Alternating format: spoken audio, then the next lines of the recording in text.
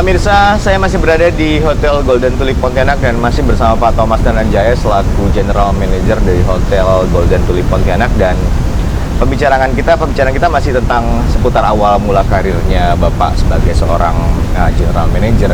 Tadi Bapak sempat menyebutkan bahwa Bapak bukan cuma berkiprah di Indonesia, targetnya justru bahkan mencari pengalaman-pengalaman di luar daripada Indonesia. Indonesia ini luas sekali, Pak. Tapi ternyata Bapak sudah melangkah duluan ke luar dari Indonesia. Kemana?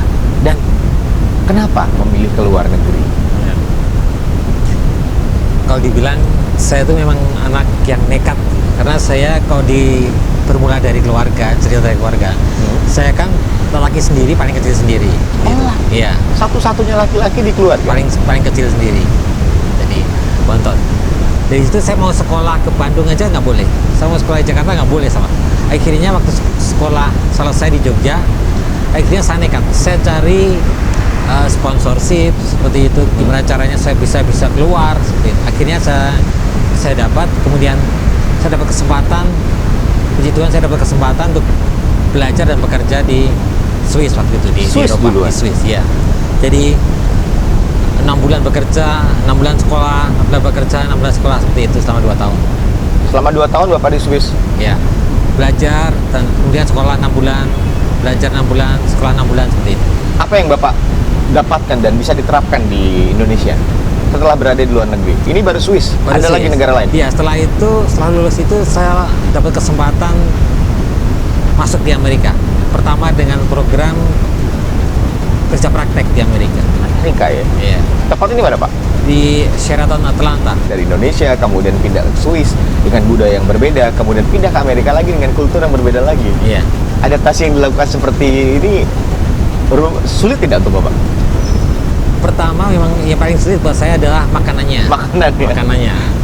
Yang kedua adalah bahasanya, cara komunikasinya, gitu. Dan itu dulu waktu saya masuk Amerika pertama, saya kurus kering karena makanannya saya menyesuaikan.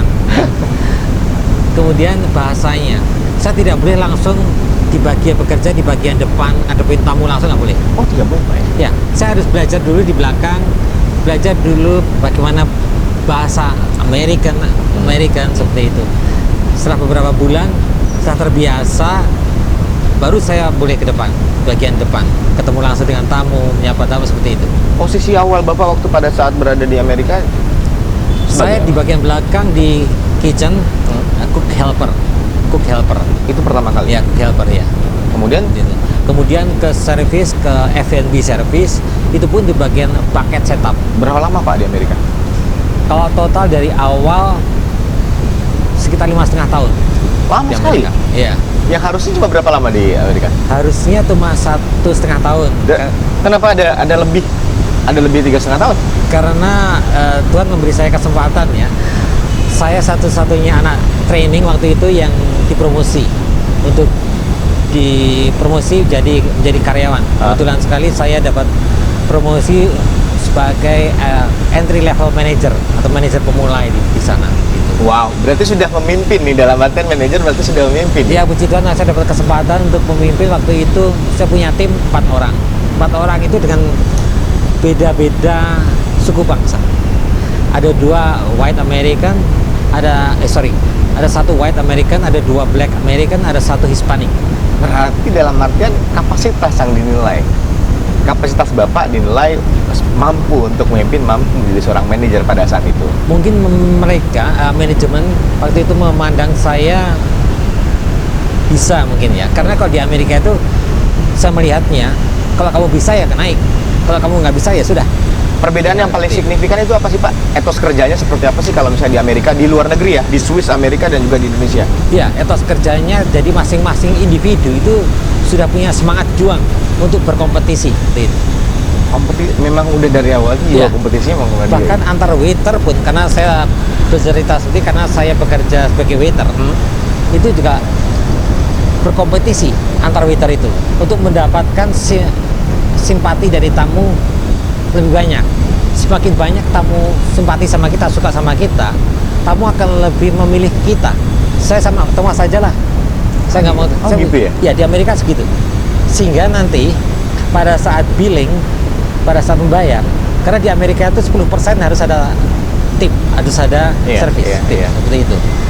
Dan itu semakin kita ramah, semakin kita bisa mendapatkan regular customer banyak, kita yang akan dolar yang akan dibawa pulang kan lebih banyak. Oke Pak. Situ, seperti itu.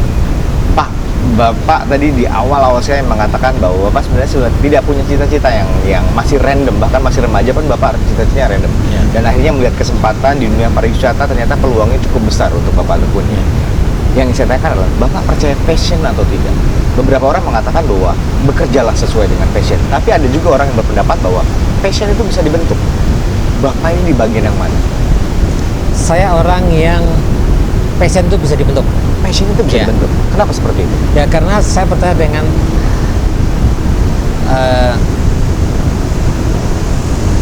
cintai apa yang kamu lakukan dan lakukan apa yang kamu cintai. Seperti itu. Oke. Jadi yang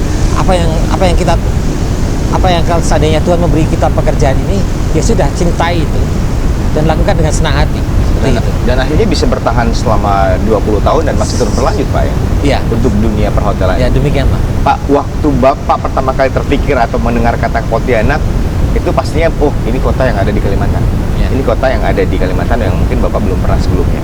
Sebelum Bapak berada di Hotel Golden Tulip, saya yakin mungkin ada beberapa tawaran yang sudah masuk untuk memperebutkan Bapak untuk bekerja di tempatnya, untuk menjadi GM di hotel-hotel lain.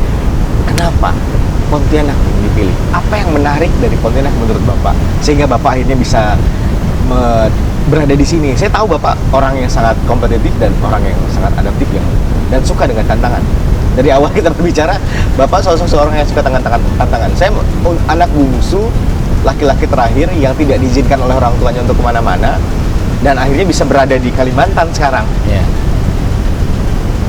Apa yang Bapak lihat dari kota Pontianak dan akhirnya Bapak memilih untuk, oh, saya akan berada di sini untuk sampai beberapa tahun ke depan? Iya. Kenapa saya milih Pontianak?